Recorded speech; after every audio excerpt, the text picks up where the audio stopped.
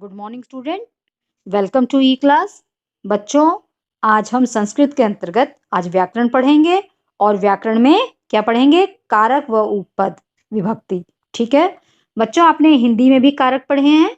कारक के कितने भेद होते हैं? कारक में 8 भेद होते हैं। तो हिंदी में बच्चों कारक अलग से लगते हैं, शब्द से अलग लिखे जाते हैं, जबकि संस्कृत में क्या होता है? कारक जो है शब्द के साथ ही जुड़े होते हैं। ठीक है, तो चलिए पढ़ना शुरू करते हैं। कारक विभक्ति। शब्दों में जब कारक चिन्हों के अनुसार विभक्ति लगाई जाती है तो उसे कारक विभक्ति कहते हैं। उपपद विभक्ति। जब किसी विशेष पद के कारण किसी विशेष विभक्ति का प्रयोग हो तब उसे उपपद विभक्ति कहते हैं। ठीक है, अब इसमें आपके पास द्वितीय विभक्ति से है। द्वितीय विभक्ति कर्म कारक। ठीक है, प्रति, हरेक, अनु, पीछे, अधि, नीचे, उपसर्ग युक्त धातुओं के साथ द्वितीय विभक्ति का प्रयोग होता है। यानी इनके साथ जो ये उपसर्ग लगे हैं, ये दिए हुए हैं, प्रति, अनु, अधि, इनके साथ बच्चों हमेशा ही द्वितीय विभक्ति का प्रयोग किया जाता है। जैसे स ग्रामम प्रति गच्छति, वह गांव के पास जाता है। ठीक है, उसी तरह छात्र अध्यापकम अनुगच्छति, अनु यानी पीछे। ठीक है, तो क्या बना अनुवाद? छात्र अध्यापक के पीछे जाता है। इसके बाद है उभयता, ये भी उपसर्ग है। परिता, अभिता, धिक के योग से द्वितीय प्रयोग होता है। ठीक है, जैसे उभयता क्या होता है? दोनों ओर, परिता चारों ओर, और अभिता इसका भी अर्थ चारों ओर होता है। ठीक है, और धिक होता है धिक्कारना। ठीक है, धिक्कारना। तो अब देखिए इसमें सेंटेंस, गृहम अभिता वृक्षा संति। गृहम घर, अभिता चारों ओर, वृक्षा बहुवचन है बेटा, पेड़, संति हैं, घर के चारों ओर क्या है? पेड़ हैं। धिक राष्ट्रद्रोहिणम, धिक धिक्कार, राष्ट्रद्रोहिणम राष्ट्रद्रोही, राष्ट्रद्रोही को धिक्कार है। तृतीय विभक्ति करण कारक। इसमें साधारणतः हिंदी में क्या होता है? से का प्रयोग होता है। ठीक है, क्रिया के साधन के योग में कारण बताने के लिए, लक्षण बनाने के लिए शब्द में तृतीय का प्रयोग होता है। जैसे स कलमेन लिखती, वह कलम से लिखता है। राम रथेन गच्छति, राम रथ से जाता है। ठीक है, स जटाभि ऋषि प्रतीयते, ऋषि, अब ये यहाँ पे लक्षण बताया गया है, ऋषि जटाएं धारण करते हैं। ठीक है, इसके बाद दूसरा है अंग विकार रहित, बिना के योग से तृतीय का प्रयोग होता है। जहाँ पे अंग विकार, किसी कोई अंग नहीं है उसके लिए भी, या रहित के बिना, ठीक है, इनके लिए भी तृतीय विभक्ति का प्रयोग होता है। जैसे उष्ट्रपादेन खंजास्ति। ठीक है, इसमें क्या है? ऊंट पैर से लंगड़ा है। धर्मेण बिना न मुक्ति, धर्म के बिना मुक्ति नहीं। विद्याहीना पशु भी समान, विद्या के बिना पशु समान है। इसके अलावा सम, स, सांग, साधर्म, अलम के योग से तृतीय विभक्ति। ठीक है, इनके साथ भी तृतीय विभक्ति का प्रयोग होता है। इन शब्दों में का जहां प्रयोग होता है सेंटेंस में, वहां तृतीय विभक्ति लगती है। जैसे पिता पुत्रेण स गच्छति, पिता पुत्र के साथ जाते हैं।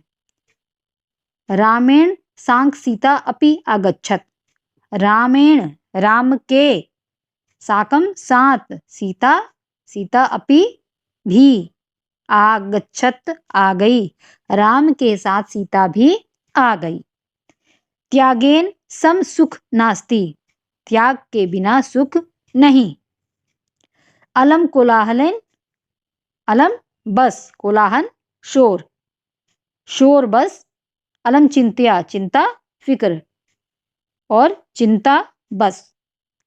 चतुर्थ विभक्ति संप्रदान कारक। इसमें दा यानी देना, क्रुद्ध यानी क्रोध, रुचि यानी इच्छा, रुचि। धातु के योग में चतुर्थ विभक्ति का प्रयोग होता है।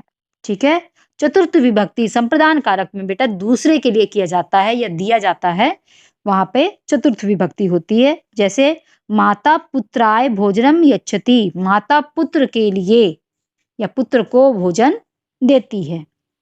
पिता पुत्राय क्रुद्धति, पिता पुत्र को क्रोध करते हैं।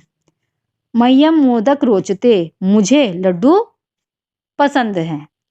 ठीक है, इसके अलावा नमा स्वस्ति के योग से चतुर्थ विभक्ति का प्रयोग होता है।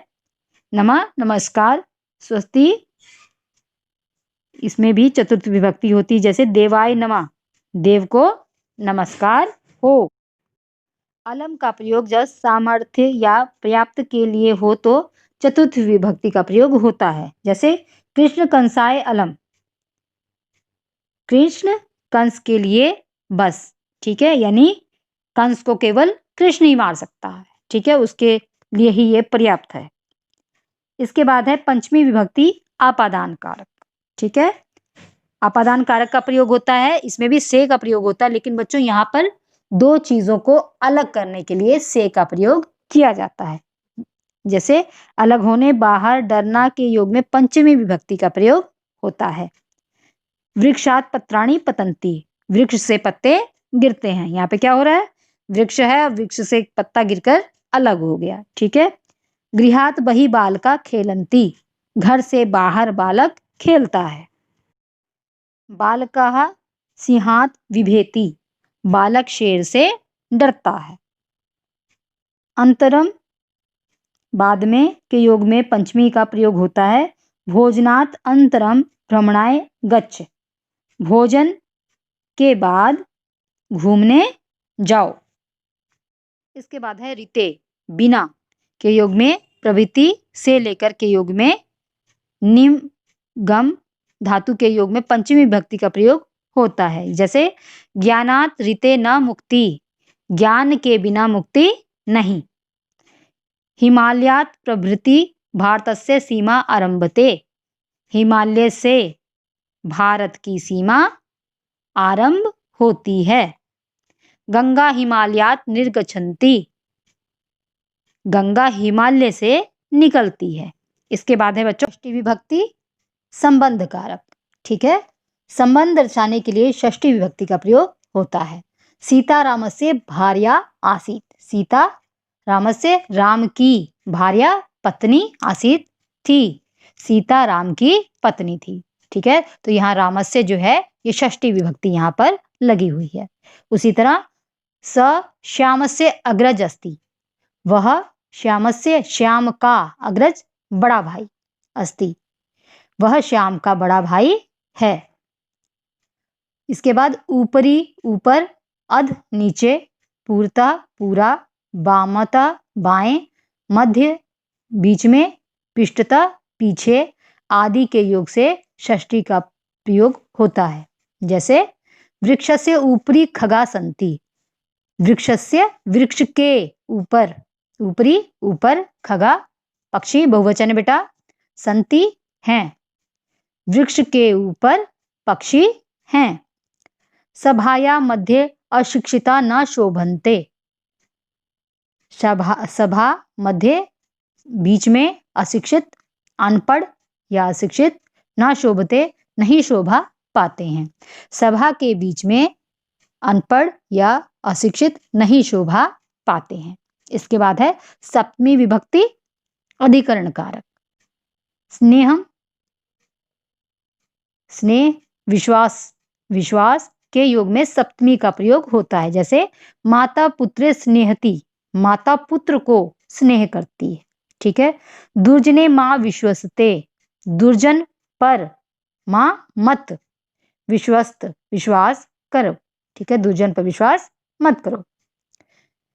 इसके बाद निपुणता, कुशलता आदि दर्शाने के लिए भी सप्तमी का प्रयोग किया जाता है।